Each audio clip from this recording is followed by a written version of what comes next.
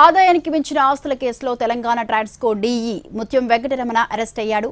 అతడికి ఉస్మానియాలో వైద్య పరీక్షలు చేయించిన అనంతరం జడ్జి నివాసానికి తీసుకుని వెళ్లారు అధికారులు.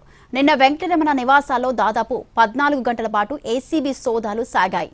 అవి పూర్తయిన తర్వాత అతడిని ఏసీబీ కార్యాలయానికి అధికారులు తీసుకుని వచ్చారు. రాత్రంతా అక్కడే ఉంచి వైద్య పరీక్షలు పూర్తి చేసిన తర్వాత జడ్జి ముందు హాజరుపరిచేందుకు తీసుకుని వెళ్లారు అధికారులు.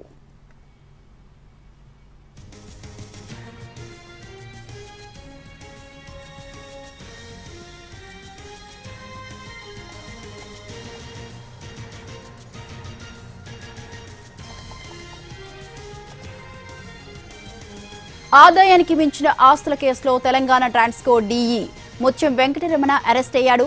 అతడికి ఉస్మానియాలో వైద్య పరీక్షలు చేయించిన అనంతరం జడ్జి నివాసానికి తీసుకుని వెళ్లారు అధికారులు.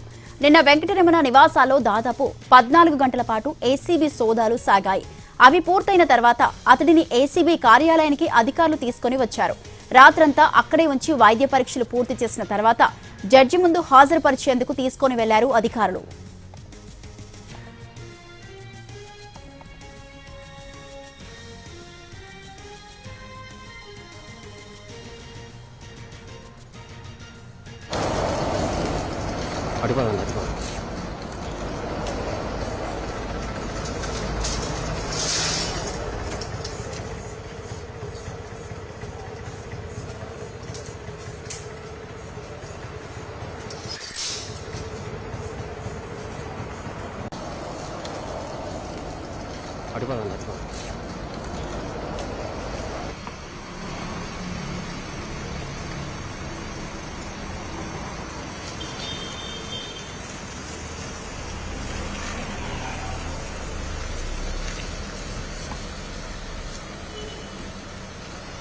चलो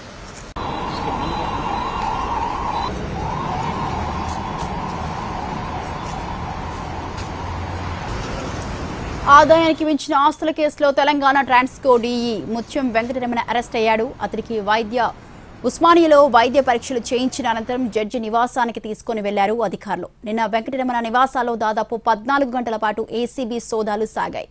దీనికి సంబంధించి మరింత సమాచారాన్ని అందించడానికి మా ప్రతినిధి రాధాకృష్ణ లైవ్ లో సిద్ధంగా ఉన్నారు. రాధాకృష్ణ, స్వాతి, ఇవాళ తెల్లవారుజామున 4 గంటల ప్రాంతంలో ముత్యం వెంకటరమణకు ఉస్మానియాలో వైద్య పరీక్షలు చేయించిన తర్వాత అక్కడి నుండి నేరుగా జడ్జి నివాసానికి తీసుకుని వెళ్లడం జరిగింది. అక్కడ జడ్జి 14 రోజుల రిమాండ్ విధించడంతో అతన్ని మరికొద్దిసేపట్లో చెంచల్గూడ జైలుకు తీసుకురానున్నారు. మరో 10 నిమిషాల్లో జైలుకు వెంకటరమణ అయితే రావడం జరుగుతుంది. ఆయనకు 14 రోజులు రిమాండ్ విధించడం జరిగింది. ఈ కేసుకు సంబంధించిన దాంట్లో ఇప్పటి వరకు ఏసీబీ చరిత్రలోనే ఇంత ఆదాయం కలిగి ఉన్న అధికారిని పట్టుకోవడం ఇదే మొదటిసారని చెప్పాల్సిన పరిస్థితి అయితే కనబడుతుంది. ఎందుకంటే ప్రభుత్వ లెక్కల ప్రకారమే దాదాపు 28 కోట్ల రూపాయల పైగా ఆస్తులు కలిగి ఉన్నాడనేది అధికారులు చెప్తున్నారు. దీని లెక్క మార్కెట్లో, బహిరంగ మార్కెట్లో దాదాపు 10 రెట్లు ఉంటుంది. కాబట్టి 280 కోట్ల రూపాయలకు పైగా కూడా ఆస్తులు కలిగి ఉన్నట్లుగా మనకు చాలా స్పష్టంగా అర్థమవుతుంది. ఇందులో ప్రధానంగా ఇతను 2019లో కూడా ఏసీబీ ట్రాప్ లో దొరికాడు. అప్పుడు దాదాపు 25,000 నగదు లంచం తీసుకుంటూ పట్టుబడ్డారు. అదే టైంలో ఇంట్లోకి వెళ్లిన ఏసీబీ అధికారులకు దాదాపు 26 లక్షల రూపాయల నగదు దొరకడం జరిగింది. ఆ తర్వాత అతని పైన కేసు నమోదు చేశారు. ఒకవైపు కోర్టులో ఆ కేసుకు సంబంధించిన విచారణ కొనసాగుతుంది. ఈ క్రమంలోనే మళ్లీ ఆదాయానికి మించిన ఆస్తులు కలిగి ఉన్నాడన్న అభియోగాలు, ఫిర్యాదులు ఏసీబీకి రావడంతో మరొకసారి ఏసీబీ అధికారులు నిన్న ఉదయం తెల్లవారుజామున 6 గంటల నుండి అతని ఇంటితో పాటు అతని బంధువులు, కుటుంబ సభ్యుల, అలాగే అతని ఆడిటర్ మొత్తం 10 ప్రాంతాల్లో ఈ సోదాలు నిర్వహించారు. 8 టీంలు ఈ సోదాలు అనేది నిర్వహించడం జరిగింది. ఇందులో అతనికి సంబంధించిన ఆస్తులను భారీగా గుర్తించారు.